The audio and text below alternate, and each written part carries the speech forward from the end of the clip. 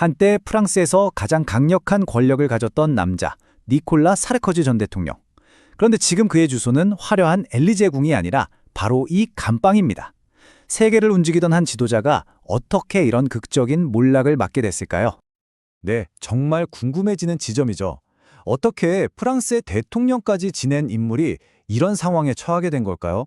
지금부터 이 놀라운 이야기 시작점으로 한번 거슬러 올라가 보겠습니다. 그가 마주한 현실은 정말 혹독합니다. 하루 24시간 중에 무려 23시간을 이 3평도 채 안 되는 좁은 독방에서 혼자 보내야 하거든요. 대통령 시절의 화려함과는 정말이지 극과 극의 모습이죠. 그럼 이 감방 안에는 뭐가 있을까요? 한번 들여다보면요. 그냥 침대 하나, 책상 하나, 창살 박힌 창문, 그리고 작은 냉장고. 이게 전부입니다. 매달 돈을 조금 내면 작은 TV 정도는 빌릴 수 있다고는 하네요. 자, 첫 번째 파트입니다. 사르코지는 사실 다른 수감자들로부터의 보호를 위해서 이렇게 격리 수용이 된 건데요. 근데 여기서 정말 아이러니한 게 뭔지 아세요? 법적으로 그는 여전히 무죄 추정 상태라는 겁니다. 아니, 대체 이게 어떻게 된 일일까요? 이제 이 모든 사건이 시작된 근원으로 한번 가보겠습니다. 그를 이 자리까지 오게 만든 핵심 의혹, 바로 한 독재자의 검은 돈에서부터 이야기는 시작됩니다.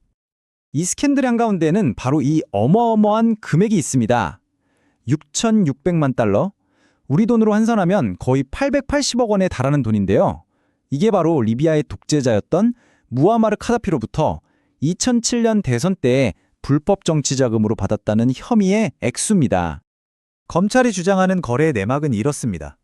한쪽은 자신의 안 좋은 이미지를 세탁하고 싶어 했고, 다른 한쪽은 대통령이 되기 위한 선거 자금이 절실히 필요했죠. 카다피와 사르코지, 이 두 사람의 이해관계가 완벽하게 맞아떨어진 거래였다는 겁니다. 그래서 사르코지에게 적용된 핵심 혐의는 바로 범죄 공모입니다. 이건 아주 간단하게 말하면 장부에 기록되지 않는 검은 돈을 받는 대가로 자신의 영향력을 팔기로 약속했다. 바로 이겁니다. 자, 이제 이 두 사람의 관계가 어떻게 흘러갔는지 한번 보시죠. 정말 한편의 드라마 같은데요. 처음엔 아주 끈끈한 동반자 관계였지만 그 끝은 정말 끔찍한 배신으로 막을 내립니다. 두 사람의 관계 변화, 정말 극적입니다. 2007년에는 사르코지가 카다피를 파리 베르사유 궁전으로 초청해서 국빈 대접을 융숭하게 했고요. 그 뒤로 수십억 유로짜리 무기 계약도 막 터졌죠. 그런데 불과 몇 년 뒤인 2011년, 아랍의 봄이 불어닥치죠. 사르코지는 180도 돌변합니다. 카다피를 몰아내기 위한 나토의 군사 개입을 가장 앞장서서 주도했거든요. 바로 이 한마디가 모든 것의 시작이었습니다. 궁지에 몰린 카다피가 폭탄 선언을 한 거죠. 사르코지가 대통령 된 거 그거 다 우리 덕분이야. 이 발언 하나가 앞으로 10년 넘게 프랑스를 뒤흔들 기나긴 수사의 신호탄이 됐습니다. 자, 그럼 카다피의 폭로 이후에는 어떤 일들이 벌어졌을까요?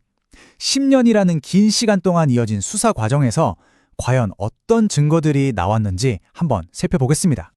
수사관들이 수년에 걸쳐서 모은 증거들은 꽤 다양합니다.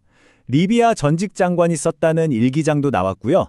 현금이 든 여행 가방을 직접 날랐다는 사업가의 증언도 있었죠. 또 두 사람의 측근들이 비밀리에 만났다는 보고서까지. 물론 사르코지 측은 이 모든 게 조작된 거라고 주장하고 있어서 여전히 논란의 중심에 있습니다. 결국 법정에서는 두 개의 이야기가 정면으로 부딪혔습니다. 사르코지는 끝까지 자신은 결백하고 이건 전부 카다피가 꾸민 복수국의 희생양이 된 것뿐이라고 주장했죠. 하지만 법원의 판단은 완전히 달랐습니다. 판결은 유죄였습니다. 자, 이제 이 이야기에서 가장 헷갈리는 부분에 도착했습니다. 유죄 판결을 받았는데 어떻게 동시에 무죄로 추정될 수 있냐고요? 이 복잡한 법적 상황 제가 알기 쉽게 딱 풀어드리겠습니다. 다시 한번 이 핵심 질문을 짚어보죠. 아니, 유죄 판결 받고 감옥까지 갔는데 어떻게 무죄 추정이 가능하다는 걸까요? 이게 바로 프랑스 사법 시스템의 아주 독특한 부분입니다. 자, 이 복잡한 과정을 한번 단계별로 뜯어보죠. 먼저 법원이 사르코지에게 유죄 판결과 함께 징역 5년을 선고합니다. 당연히 사르코지 측은 바로 항소했겠죠. 보통 프랑스 법에서는요, 이렇게 항소를 하면 최종 판결이 나올 때까지 무죄 추정의 원칙이 다시 적용돼요. 형 집행도 당연히 멈추고요. 그런데 바로 여기서 엄청난 반전이 일어납니다. 판사가 임시집행이라는 아주 이례적인 법조항을 딱 꺼내든 거예요. 항소랑 상관없이 당장 수감하라고 명령해버린 거죠.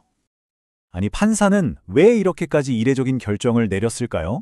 그 이유를 판결문에서 이렇게 설명합니다. 이 사건의 성격이 극히 중대하고 이런 행위는 공공기관에 대한 시민들의 신뢰를 뿌리부터 뒤흔들 수 있다고 본 겁니다. 자, 이제 슬슬 마무리를 해볼 텐데요. 이 사건이 단순히 한 전직 대통령의 비리로 끝나는 게 아니라 프랑스 사회 전체에 던지는 의미가 아주 큽니다. 이 사건이 프랑스 사회에 던지는 메시지는 아주 명확합니다.